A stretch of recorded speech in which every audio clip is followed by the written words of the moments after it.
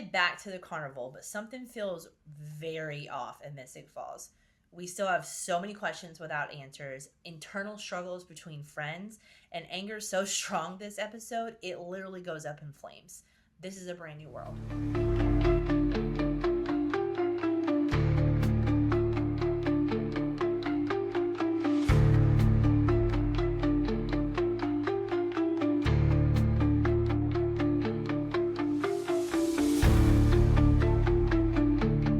Welcome back. We took a little break, went and got us a little snack, little drinky drink, because as you can see, we look exactly the same as the last episode. We're recording 2 episodes back to back today. We want to get these episodes out for you guys. No more hiatuses. We want to keep going. We're so excited about this second season. We already have our Fan Appreciation Weekend. We have 2 season 1 regulars, maybe 3 that we're going to be able to interview for the podcast. That's going to be really cool. We have some really fun stuff lined up for you guys. If y'all didn't check out the Alice episode, go check that one out. That was a lot of fun.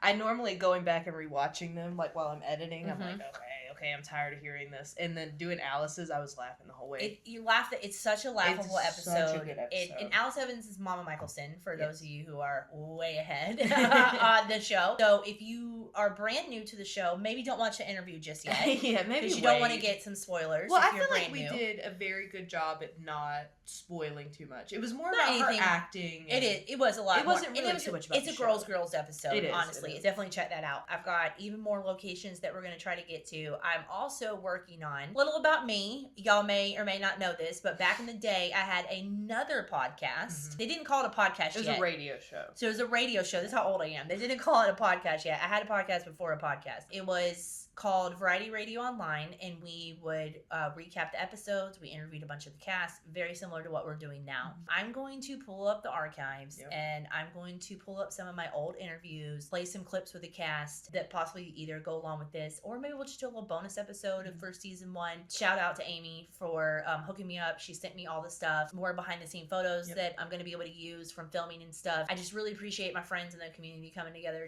because Bloodlines and we're recapping. I couldn't do this without everyone else. I couldn't do this without Jessica's stories and photos. I couldn't do this without my friends that were also out there filming. Unfortunately, I lost a lot of my stuff. The few pictures that I have with the cast, luckily, were on Jessica's Facebook, but my original Facebook is gone. So a lot of my filming photos, a lot of my pictures with the cast, I don't have anymore. I'm really thankful for people stepping up. And keep in mind too, I'm a mom, full-time tour guide. So we're trying our best to get everything. We're trying to get it out. We're gonna get it out. We're working on it. We're gonna get these episodes out. Let's get into it. So this episode is called A Brave New World. All right. This episode, for one, was filmed almost completely at the stages, except for the little scene at Lockwood. So there's gonna be no Covington connection this episode. I thought maybe. And I asked Jessica to make sure that they filmed it down where they had base camp, which is at the old Walmart where Ingalls and stuff. Or not where Ingalls is, the old Walmart where the Toby Toms and stuff is. It is Ingalls. It is Ingalls. Right. Okay, yeah. There's 2 Ingalls like 2 miles apart from each other on each side of town. Like, so that used to be their base camp. So that's where they would have all of their trailers and stuff, and they would go in between tours, which is also really close to the quarry from the Blood Brothers episode. For some reason, I thought the carnival was there. I thought it was in that parking lot. So I double checked with Jessica, and she said no, that it was at the stages. The episode opens, Caroline wakes up, and we know. All right, she's a vampire. She's in transition. Obviously, Catherine killed her. The last thing she said was game on. We all knew what that meant because she had Damon's blood in her system. Bonnie insisted on that. So keep that in mind. Knowing the risk, literally was like, do it now. Do it now. Absolutely no second thoughts. It's Caroline, do it. So Bonnie insisted on this. There is consequences to that. She doesn't handle those consequences very well. No. Not saying that it's her fault. She wakes up. She's in transition. She tells the nurse she's hungry. And the nurse is like, you can eat at 7 a.m. I'm like, wow, great. I love our healthcare system. I literally wrote down, I said all the nurse had to do was give her an applesauce. That's all you had to do. Anything. I love healthcare system. They're like, this girl just woke up from surgery. She had near-death experience. She's like, hey, I've been out of it for a few days. I'm hungry. And they're like, okay, we can eat at 7 a.m. That's wild. I gave birth to Scarlett. They were rude as hell to me, too. That's so, I mean, I'm so sorry. I'm so sorry you experienced that. That's crazy. Even on TV, they can't make the healthcare system look good. So she walks towards a blood bag. This is the part of the transition that's so strange to me, is how the urge takes over your brain so much that there's no part of you that's like, why am I, ew. Like, why am I craving blood? Well, she kind of does do that. So when she takes the blood bag back to the room and she sucks on it a little bit, and she's like, bleh. Yeah, but she's still not questioning. No. She's still not in the mindset to question why she wants it. Because Caroline doesn't know nothing about the vampires. No. Everybody always talks about how she's so great when she becomes a vampire. Season 1 Caroline sucks. You know, once it goes from here, she gets so good. And I truly believe it's that humbling experience that she has in this episode. Being in the hospital, going through that alone, being scared, having no idea what's happening. And as we get through the episode, like what she goes through throughout the episode, it definitely could have got a lot worse. Definitely think that's one of the things that sets her on a different path from being bratty, annoying. Because she could have went on a rampage through that hospital and just started killing everyone. So you see that she's got the blood bag back, and then she's and then she grabs the blood bag. And the way she starts drinking the blood bag is incredibly uncomfortable, first of all. But it makes you think that she might have problems like Stefan. I'm thinking to myself, oh no, she's going to not be able to control this because of how she's acting like a fiend. Xander said we need to order red clips for the blood bags.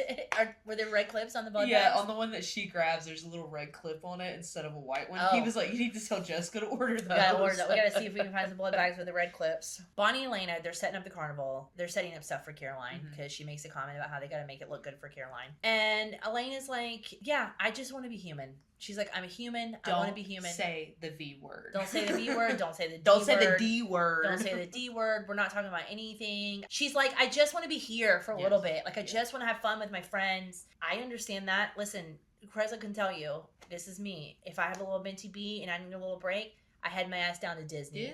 And I go for a couple of days and I disappear and I come back brand new. And sometimes you just need a couple of days of fun or a couple of days with your friends to kind of decompress. Later in the episode, Stefan asks if she's okay, and she's like, I'm fine. And she's not. Yeah. You can very much tell as she's talking to him that she's not fine, and she's trying. She's probably regretting that one time where she was like, no, I had bad stuff in my life before you got here, Stefan. Because, like, no, I don't think there was anybody that was going to snap your brother's neck before they came into your life. No. Elena is having a rough time, and she does deserve a fun day, all right? She's not going to get it, but she does deserve it. She deserves the idea of a fun day. She does. She deserves the idea of a fun day. Yeah, that's very true. Stefan tells Jeremy all about the vervain, tells him not to worry about Damon. Damon's not going to be able to compel you, blah, blah, blah. And Jeremy's like, the dude snapped my neck. Can't tell me just not to worry about him because he's your brother. The way they want people to just forgive folks around here, like, Jeremy I need more than 24 hours. To Jeremy process has the right to hate Damon. He has the right. He definitely is not in the wrong. Not in the wrong about his feelings, not in the wrong about his hate, not in the wrong about his fear either. I also think that's Stefan's way of being like, hey, drop it, like, don't fuck with him No, I do right think now. it is Stefan trying to warm him a little bit, because Stefan knows he can't take on Damon. Without human blood. Jeremy thinks that he can for some reason. Oh my god, right? Julie, if you ever watch this, why didn't we get clips of Jeremy in gym class? Like, what? Like, I need Jeremy to do the thing that Stefan does when he's like pulling up on called the rafter. I need to see Steve. And y'all, I can say this because I know he's not 16 in real life, okay? If he was 16 in real life and looked like that, I'd be very concerned. But it's giving 90210 vibes where they all were like 35 when they played teenagers. No one believes Jeremy is 16. Jeremy doesn't even believe he's 16. Okay, so Damon decides he is heading up the investigation into what happened to Mayor Lockwood. Mrs. Lockwood says that she's the acting mayor, which, what? She decided. No, there's literally an assistant mayor. Every town has one. The same like as vice president. She was the assistant mayor. Because like your wife just becomes the mayor of the town? That doesn't make any sense to me. She's the mayor for like the next 6 seasons. It's like, no, it's not really 6 seasons. It reminds me of the royal family and how when the queen died, her son finally got it, but now he's like 70 years old too. So it's like, well. It's my favorite part. It's honestly my favorite part. Honestly, I hate Charles, and I was hoping he was going to die before her, so he never got a chance to be king. You're right. He's like 70 years old. His mom finally dies, and now he can do it. And then Tyler will become mayor when they die. It's so weird. Like, I don't know why your spouse would be acting mayor, but here we are. In that moment, though, she asked Damon to head up the council. She also explains to Damon that Uncle Mason is not interested in the council. So when Tyler and Uncle Mason show up, she goes and shuts the door because she's like, he's not interested in the council. He doesn't need to know any of this business. He doesn't want anything to do with it. And so Damon puts on his listening ears. He's still trying to figure out what's up with this Mason guy. Why can't it just be that a brother came to town because his brother died? So your brother just died, and Mason does not seem like he gives a shit. He's like, all right, Tyler. Yeah, he doesn't. Yeah, it's kind of, I don't know. His immediate suspicion of Mason is kind of weird to me. I kind of wonder, Did Mayor Lockwood know? He Did knew. he know about the Lockwood curse? Oh, I'm sure he did. No, Okay. I'm sure he did because of what Tyler finds later in the episode. He had hidden. That's right. And I think that might be part of the reason why he always encouraged Tyler to get his aggression out. We still don't know everything that's going on, right? But like right off the bat anyways. Yeah. Like the guy's brother died. He's in town for the funeral. Like I think it's not that suspicious. It's a territorial thing. It is He's a like, territorial who's this thing. other hot guy? Exactly. in town? I don't know how old he's supposed to be, but He's all right. hot though. God, he is attractive. I used to never think that, and then at Lockwood, the homeowner, he's always like, "Oh, Mason was our favorite. Mason was our favorite." And I always make the joke that like, "Oh, y'all don't act surprised, like he's hot." And then I really watching the episode, I'm like, he's not bad. He is not looking. bad. And honestly, if anybody's got a connection to Taylor Kinney, we could get him for a fan appreciation weekend. Funny little story. This was almost probably about a year ago. I had a dad, a daughter, and a mom. They were on the tour, and we did the tour the whole time. The dad looked a little familiar, but I didn't think anything of it.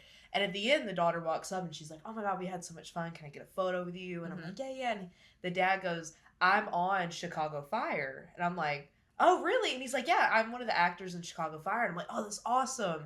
And then he goes, "I told Taylor we were coming." And he was so embarrassed. He was like, "Don't tell nobody that's down there. Don't do that."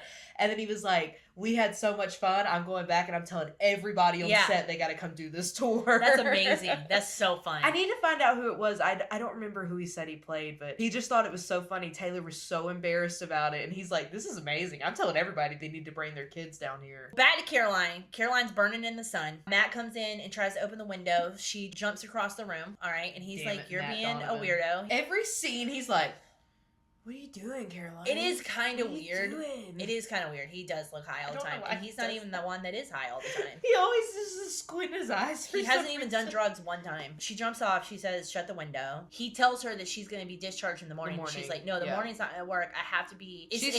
She's understanding the things that she can't do, but she's still not understanding why. She's still not understanding why. She does understand, kind of, because jumping ahead a little bit, when she sees Damon later on, she says, "I remember everything." So she does know that something happened, and now she remembers what Damon was doing to her. Well, I think, though, her memories are probably coming back slower, so maybe at this point she doesn't. It's right after this, when he leaves, she goes to put on her necklace.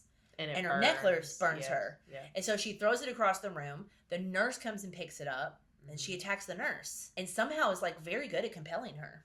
Very, very good. And I thought, and I don't know if this is just because I'm watching True Blood right now, I thought they had to be taught to do that. I didn't know that they just could like do it. Yes, I also didn't know that they could just do it. And I don't know that she even knew that she could just do it. I also want to point out again, so aggressive when she's beating the nurse. Like, it's really, it really does make you feel like she's about to be Stefan level bloodlust. Yes. Even when Damon and Stefan turned, they weren't like that. Damon and Stefan have a little powwow, and again, Damon won't take responsibility for any of his actions. We're going to move on along from that. So the girls seem to be having fun at the carnival, and then there's this really cute guy that's flirting with Bonnie. He goes over her, she says something about, what do you know about karaoke speakers? He's like, I think I could figure it out. And it's just a really cute scene for Bonnie. Mm-hmm.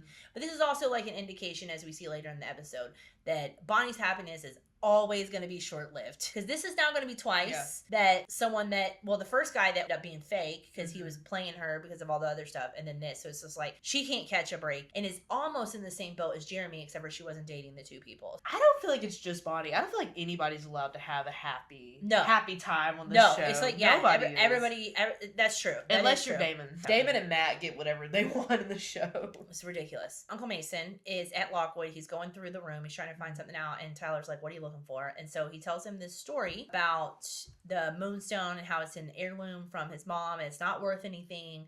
It's just something he wants. We have here, if you guys remember, in the last season we brought in the necklace, right? So the giant rubber necklace that was Elena's. This is heavy. This is just it's glass, very heavy. by the way. So it's this is my head. The moonstone, but not to scale. So this is what they made when they decided what they wanted the moonstone to look like, and then they made the moonstone smaller from this. So this is the mold or whatever it is. If it's like a perspective shot, like if this is sitting on the table, you're going to see this a lot better than you're going to see a tiny one. So that's the giant moonstone. This is great. You can see this on display in the store. This is different from the other stuff that they make, because the other stuff, like we said, is made out of rubber. The rings are rubber. The necklace is rubber. Stakes sticks are rubber. Stakes that they use before they make the ones for screen, a lot of those are rubber. For this to be heavy and glass like that, that's kind of cool because it's a little different from the other props that they make. It is. I didn't expect it. I went to go grab it out of the case, and I'm like grabbing it with like 2 fingers, like I'm about to just throw it up. Yeah, I thought it was resin, cannot. and I'm like, God, this is like you can knock someone the fuck out with this. That's what, like, seriously. It's really it's. Hold on, I think I can. It's solid. Yeah. Yeah, it is solid. And then it just shatters as you do that. Have you seen the, like, glass teardrops? Mm-hmm. It's, like, the strongest thing. This is what this reminds me of. It's very strong. It's very cool. So anyways, you can't touch it, but you can see it on display. Only we get inside. Damon's on my nerves. He goes and he threatens Jeremy again. It's like, oh my God, you literally, everyone's still talking to you. They haven't cut you out of their lives after you killed Jeremy. Jeremy also just wants to have a regular night. He's like just trying to get a corn dog or whatever. Here comes Damon. Jeremy says to him, aren't you a little too old to be at a high school carnival? Which cracked me up. And Jeremy also keeps antagonizing He too, does. because he's like, I'll let everybody know what you are right now. Which he does. did like 2 episodes ago, and Damon was like, do it. Like, I'll kill you right now. Yeah, so he's I'll kill you before you even open your mouth. And again, so I don't know. Damon says, we're not going to walk around like we're invincible. Yep. It's this easy for me to end you. He takes off the ring. He takes his ring off. He tussles with him and then, like, throws the ring back at Jeremy. Yeah, and again, I'm not sure why he's picking on Jeremy. You're mad. You snapped his neck. You're mad at your own actions. All right, back in the hospital. It's dark outside. Caroline's getting ready to leave. And again, she seems to have nailed this whole compulsion thing. There's always an out in Vampire Diaries. The vampires always have an out. But then we were talking about True Blood, and True Blood's very, like, there's no outing. Like, no, there's no out. Vampires suck in True Blood. Yeah, I mean, there's no out. Suck. There's no, you're just a vampire. And then the Vampire Diaries, I feel like they glamorize it. They make it it too easy to be a vampire. Yes, it is very easy to be a vampire. It's not. Which isn't bad. I feel like Vampire Diaries is more of a love story than anything. And it's not bad for what it is. But it is the only vampire show that's like that, where vampires can walk around in the day. Yes, there's no other show that does that. True Blood doesn't do that. Sinners doesn't do that. The Sinners were such cool vampires too, though. They were. Tyler arm wrestling gives me the ache. I can't explain it. And then Uncle Mason comes over and just like annihilates him, right? Damon is basically like telling Stefan, we got to figure this out with Uncle Mason. Listen, he goes, just go over there, just distract him, like see what we can do. Stefan goes over to arm wrestle him, and Uncle Mason takes him down. And then Damon's like, you didn't even try. And Stefan's like, no, but I did. Yeah. And he still was able to overpower me. Jeremy has a good point. Why is Damon there? Like, why is Damon there? Why is he in the carnival watching Tyler? That scene, I love when Stefan walks back and he's like, no, I was trying. Like, he's like, I was trying. And then you see Stefan realize, like, okay, something is over. Yeah, so at that time, he doesn't disagree with Damon, but he doesn't agree with him. He kind of just goes along with his next plan, which is to compel the cute guy to start a fight with Tyler. So he says, start a fight with him and don't stop. Caroline comes in. So Damon's in the high school halls. He's walking off. Caroline comes in. This is peak Caroline badass. She looks so bad. She looks so good. She looks so good. Her makeup, her outfit, her attitude. This is a brand new Caroline. Brand new world. Yes, it is a brand new world for Caroline. She's so sick in this episode. The photo of her standing there will be a part of the thumbnail. Yeah, like, it's so good. It's so good. She tells Damon, I remember everything. I remember the manipulation. I remember the abuse. And instead of saying he's sorry, he continues to gaslight her and tells her that she's crazy. No, there's no way. None of that stuff happened. Whatever, blah, blah, blah. So then she shoves him. She says, Catherine has a message for you. She says, game on. And he's so terrified because he knows right then what that means. He knows right then that she is a vampire. And then she shoves him. And you could tell that she's super strong as a newbie. Yep. I feel like every vampire thing does that. Every time somebody like a new blood. Twilight's another one where it's not easy to kill the vampire, or they can't go out during the day. It's not easy to kill them because they call them newbies in Twilight. That's what I called her. I don't know what they're called. Newborns. Newborns in Twilight. Yes, they're newborns. So she's like, so they're newborns. So I just call her like a little newbie vamp, little baby vamp. So then Damon's like, Elena, you need to come with me now, and she was like, oh my God, please get away from me, please. He tells her, he's like, no, you need to come like right now. And she can kind of see the panic on his face. And she's like, let's go. She's like, fine, let's go. You killed her brother. Like, please leave her alone. Like, just leave her alone for a few days at least. Can you please give her 24 hours to the dude starts to fight with Tyler. Uncle Mason steps in. Uncle Mason has those same eyes that Tyler had when the device went off. And then he's like hopping around like a bunny cat. like he's very much, yes. You know, like when cats get scared, that little meme of like the black cat. Yeah, like, that's doing the that's exactly what it is. And that's how he's like pouncing. It's really weird how he's jumping. Yeah. But he jumps high and he seems to knock the guy out so hard it stopped the compulsion. Yes. Which is so cool because you hear the guy say to Stefan, I don't know why I did that. So because Damon compels him to fight Tyler no matter what. Don't stop. Yes. Because I took it as he did it like when he was supposed to. He agitated him enough that when the fight got Damon told him not to stop. He said, don't stop. He said, go after Tyler and don't stop. That is so true. When Mason knocked him out, when he woke up, he should have still wanted to go after Tyler. Mason is not to be fucked with. We don't know what he is yet on the show. He's obviously something, though. He is something super strong. He's stronger than Stefan. Now Carolyn's at the party. She's trying to act like everything was okay. She gives Matt a kiss and she's all right.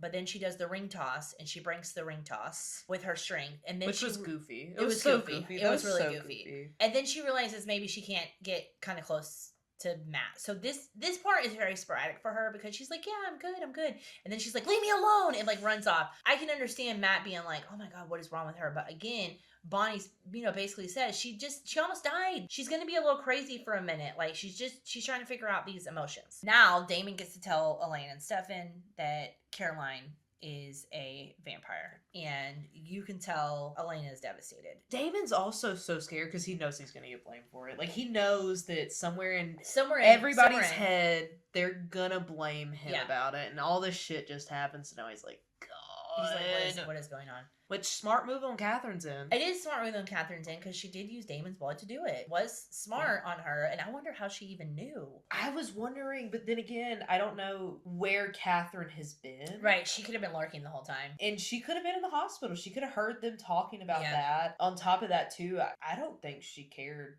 If Caroline died, Caroline was going to die. Well, no, because she said game on, so she knew she was going to wake up as a vampire, so she definitely knew. Yeah. Maybe she's so old she can, like, sense it. She can smell it. Maybe something. Or maybe she was just, like we said, the same way lurking around the hospital. Like when Jeremy woke up, Stefan was like, nah, he's not a vampire. He's not. Yeah. Then Damon should be able to tell that it wasn't Elena that he was kissing on the porch. Then Damon's like, well, we got to kill her. Got another Vicky Donovan on our hands. And they're both like, we're not going to kill her. And he's like, nope, we have to kill her. Her mom's a vampire hunter. Her mom's on the council. Like, this is not going to end well from her. And Elena says no. And Stefan agrees. Stefan does agree. And Stefan kind of says later, it's not that Damon's right that we have to kill her. It's that Damon's right about everything that's about to happen. It's all going to end bad for her. Yeah, it's all going to end bad for her. It's basically how Stefan is feeling. So then we see Caroline attack the cute guy again. Like, I don't get it. And then when she comes up, it's like all over her face. She looks insane. She's like, it's like watching someone eat corn on the cob who's never eaten corn on the cob for the first time in their life. It's very weird how she acts about it. And again, it looks like how I am when I get a seafood boil and I'm like all in the bag. Again, it makes you think that like she can't handle blood. Like, that she can handle it. Elena's obviously got questions, and Stefan says, I'm pretty sure that she did this because of me. I'm going to kind of take the blame on this one because all of the stuff was going on, but then I rejected her. She knows that I'm with you. What can she do to hurt me that would hurt you? And kill her friend is that option. She knew that it would also hurt Elena. But she definitely did probably do it because of Stefan. Catherine, because I would be doing the same thing. I don't know. Maybe I'm just a little crazy, but I'd be the same way if I was Catherine. Catherine had 164 years to find Stefan too, and she didn't. That is true. So it is a little unfair. I think it goes back to I want something I can't have. I want Stefan, but I don't want Stefan. But if Stefan's with somebody else, no, he's mine. And she wants to hurt him, so she knew hurting Elena would hurt him. She's a great villain, I guess. Tyler confronts Uncle Mason about his eyes. He tells him he didn't see anything. So he's like, oh, okay, no, I feel like I did, but... If you say so. Whatever. Turns out Caroline killed old cute boy. All right, so that was her first kill. Also insane. They just left the body on the back of the flatbed. She's just sitting there crying. Wow. She's just sitting there crying, and I'm wondering, did nobody see or hear or? There's a carnival going on. I imagine it's loud, but also, why couldn't you control that situation like you did with the nurse? And I'm not saying that she should have been able to. She's day one vampire. Damon grabs a stake, like a tent stake, a tent stake. So it's holding one of the tents for the carnival. He goes over to Caroline, and he's kind of weird about how much time he's taking. It's almost like he's taunting her, and it's so rude. Again, can't take any kind of responsibility for his actions and how he treated her. And it doesn't matter how sad this is for her. It just matters that she's a problem for him, and he wants her out of the way. He's an asshole right now. Yeah, he's definitely an asshole right now. He's hugging her, telling her it's going to be okay. Thankfully, Stefan steps in. Yeah. He gets the stake from her. Caroline starts blaming Elena for killing her. They are like, nope, it wasn't me. It was Catherine. But you got to understand, she doesn't really know Catherine yet. But she says to Stefan earlier, Catherine has a message game on, but then accuses Elena of killing her. So that was the writer's mess up. I was just about to say that was a writer's mess up, which, sorry, gotta call you guys out sometimes. But unless she thought, like, Elena was Catherine and she's just been hiding something. Yeah, she's like a double personality or something. Yeah. Damon goes to kill her again. Elena jumps in front of her. If Damon really loved Elena after what he did to Jeremy, knowing that now Jeremy woke up, if you kill Caroline, she's not waking back up. How do you not know in that moment that Elena's gonna hate you forever if you do this? Damon's a control freak. I mean, he really is. And he doesn't have control of anything right now. Everything's out of his hands. I actually wrote down that if he would have killed Caroline, Elena probably would have teamed up with Catherine to take down Damon. That would have been a cool storyline. It would have been a cool storyline. Now, the next scene, Stefan takes Caroline. He takes her in the bathroom, and it is my favorite. It is my favorite scene. Really? It's one of my favorite scenes. I know. It's one of my favorite scenes in the whole series, where you see this calm side of Stefan, where he genuinely in that moment doesn't want a Vicky Donovan repeat. Yeah. He wants to help Caroline. He wants to make this okay for her. And when he gets her to calm down and they do like little breathing exercises together, I love it so much. I love it. It was giving me very much like drunk girl bathroom, her friends trying to calm her down. He was being like a girl's girl in that moment. Yeah, for sure. I really just appreciated Stefan stepping in, because outside while they're dealing with that, Bonnie walks over. Bonnie sees that her dude is dead. Bonnie sees that Caroline is a vampire. This is again where I said earlier, remember, she was like, give her the blood, give her the blood, give her the blood. Bonnie should have understood that this might happen. This might happen. I'm not saying that she should be accepting of it, but she should understand. Then she blames Damon. This is Damon's fault. Elena says, don't do this. And she says, it's not Damon's fault. And Bonnie says, no, everything is his fault. And she is right. Indirectly, everything bad that has happened has been because of an action that Damon took. Graham's died. Then Jeremy's got his neck snapped. Elena's still begging Bonnie to stop. She doesn't really care. I love it. I love when the spigot like turns, the water starts. I love when she turns water to fire. I do too. That's one of my favorite things that she does. I love it too, and I love that she fucking scared him. Yes. He needed to be scared. He needed to see that he is not the top of the food chain. I love the water to fire so much because she's not doing a spell. Like, it's just in her head, her anger. That's what's kind of creating it. I love it so much. She's in a daze. So if we compare the water scene, so if you remember the car wash scene, she didn't realize what she was doing. This, she's in a trance, but she's still aware of her surroundings. And then Elena comes over and shakes her, and she's like, why did you do that? She's like, this isn't us. This isn't what we're like. But you want to be with someone like that? I loved this. And for this, Bonnie's so badass. It's the Bennett witch thing. Because, I mean, they've talked about, like, Bennett witches are so strong. They're, like, the strongest witch there is. Yes. And I think, you know, between Graham's bringing him down on the porch, Emily's, like, taunting him, and now you have Bonnie, who's also, like, just all the Bennett witches hate. Yeah, they hate him. Stefan reassures Elena. Damon is wrong. That shirt. Team Damon? Nah, I'm a Bennett witch. Yeah, that's funny. Maybe we should do that. Stefan assures Elena that he's going to take care of Caroline, that Damon's wrong. It's not going to be another Vicky Donovan situation. And honestly, and this is like kind of nasty for me to say, and I don't mean it in any other way, but Caroline's lucky that what happened to Vicky already happened, or she would be a Vicky situation. They learned from that. This is the part where I was saying that he's like, are you okay? She's like, yeah, I'm fine. And like, she's not. She's having a little minty bee. Yeah. She's having a little minty bee. She's definitely feeling the weight of these last couple of episodes on her shoulders and all of the stuff that has happened. And I think that it's kind of getting to a point where Elena is having a hard time staying the strong one. Tyler knows about a safe in the floor, and he finds the moonstone. So this is, you know, obviously the bigger version of what you see. We talked in the last episode about how at one point you're at Lockwood, now you're at the office on set. that's why they have the office on set, because they had to have something to hide in the floorboard. Yes. They weren't going to do that at Lockwood. That was not going to happen. No, they're not going to cut a hole in the floor of a house that was built in 1830. And I always tell people, that's where I'm like, you know, that one little time you see it, it's the den. Every time after that, the office is always on set. Yeah. And it's because they already had it built. You might as well just use what you have. Yeah. A couple of times they're in the house, but for the most part, because of that hole in the floor and all that, the floors are also darker in the office room. The floors are much darker. From the homeowner himself, Mr. Ben, he said he would never have that color in his house. Yeah, no, he is absolutely not. It's too dark for them. It is. Back at the Salvatore house, Jeremy's sitting there with a steak. I don't know what he thinks he's going to do, but he does tell Damon, don't drink that. I spiked your vervain. I was going to try to kill you. He's basically like, I don't do small talk well. Jeremy tells him he's a dick and starts to walk off, and then Damon's like, no, wait. He said, my dad actually hated the vampires too.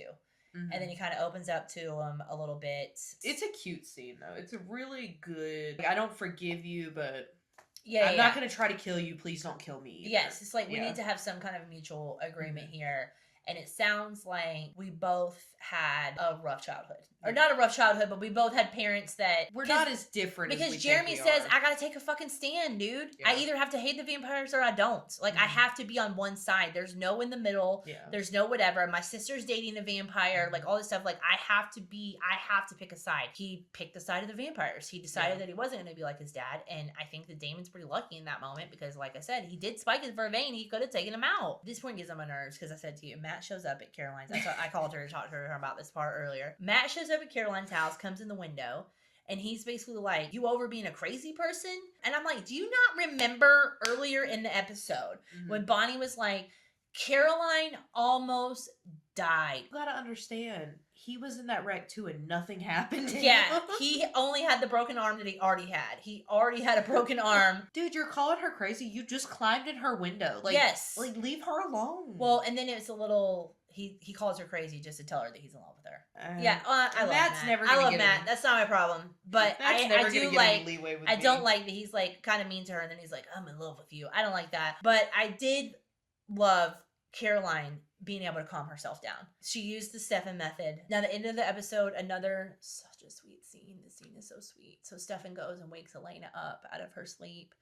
And if you remember earlier in the episode, Elena said, I just want to be a normal teenager today. I want to get on the Ferris wheel with my boyfriend. I want my boyfriend to kiss me at the top. I was like, he wakes her. What is he talking so about? He wakes her up and takes her back to the carnival. He had compelled security to go away for a minute. And he tells her our human moments when we can. Then he flies her up to the top, which is incredible. Also kind of like Twilight. Yeah, it is a little spider monkey. It's I felt like it was more of a reference than them copying. Because he is like, hold on, and hold on, spider monkey, and then takes her up to the top, and then they're looking out, and it's beautiful, and the CGI is terrible, but it's 2011. Then she's kind of like, it's gonna get worse, isn't it? And he's like, yeah, no, this is, we got to take this in. Like, it is downhill from here.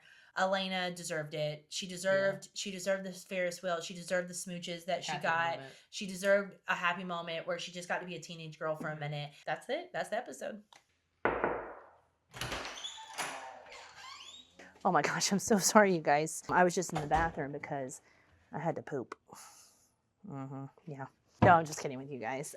This is actually our Covington connection. We said we didn't have a Covington connection, and Presley reminded me that we did. So this is going to be that chair that you see Jeremy sitting in the end of the episode when he's got the steak and he says to Damon, I've spiked your vervain. You may not want to drink that. And Damon's like, did you think I was going to kill you? And he was like, yeah, actually I did. And he decides to make that choice. When he's in the living room and he has the steak in his hand, this is the chair that Jeremy's sitting in. I'm not going to sit in it because this is obviously on borrow from the Vampire Diaries. This is something that we have in the museum, but also even though this chair looks really steady, it's still a stage prop, so it is pretty solid, but I try not to take my chances with some of these older pieces. Quote of the episode. My quote of the episode is Stefan, and it is, no matter how good it feels to give yourself over to it, you fight it off, you bury it.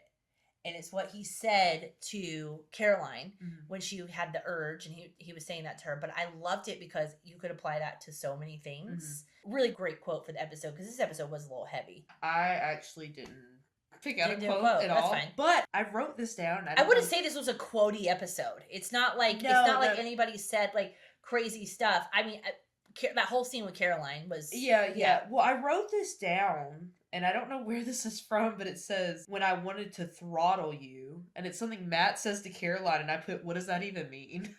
I don't know what it's from. I don't know. So also no, he had to have said that to her when they were in the bedroom. I think that but he said, I wanted to throttle you, but like, what the fuck does throttle you mean? I don't even know. Sir, that's my quote, sure. I feel like he meant like he wanted like shake her, like you're getting on my nerves. Or but like, then I realized I'm in love with you, because that's what he said after that. Is it like a word for sex? Like, is that I wanted to throttle you? No, I took it as, if it's the scene, I think it is in the bedroom. I think it is, because then I said hold on tight, spider monkey, so I'm pretty sure that is. My MVP's obvious, but I don't know if yours was obvious. Mine's Caroline. I wrote Stephanie and Caroline. Okay, I had to give it to both of them. So obviously Caroline, she's so badass in this episode. But also Stefan is so tender and kind this episode, and just really steps up as a friend. He steps up as a friend. Stefan Weffin. Yeah, I love him. I love it. I don't care. You gotta remember, I watched the show when it was on air. It's such a different experience for me. I think I wish holding on to. I wish. Well, Damon's so awful these last 2 episodes. There's just no way. There's just no way. I told a girl the other day in the store. Her husband's like, yeah, she's team Damon. I like Stefan though, and I went, yeah, I like Stefan, but I only say that to be different.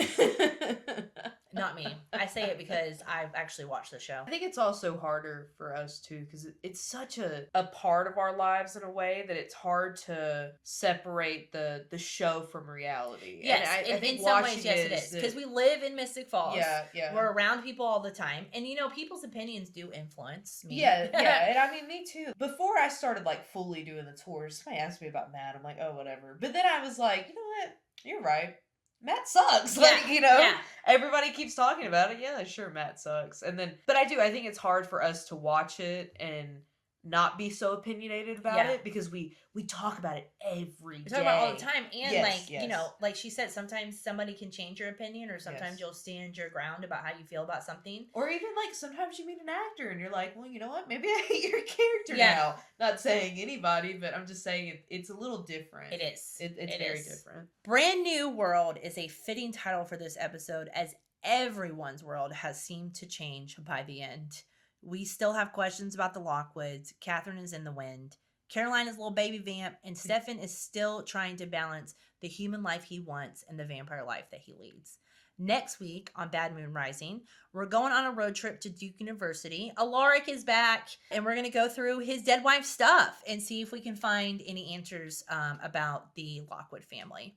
Make sure you guys use hashtag Bloodlines and Backdrops. Tell us how you're surviving the season, what you feel about the episode. And until then, stay safe, stay vampy, and remember, in Mystic Falls, nothing is ever as it seems.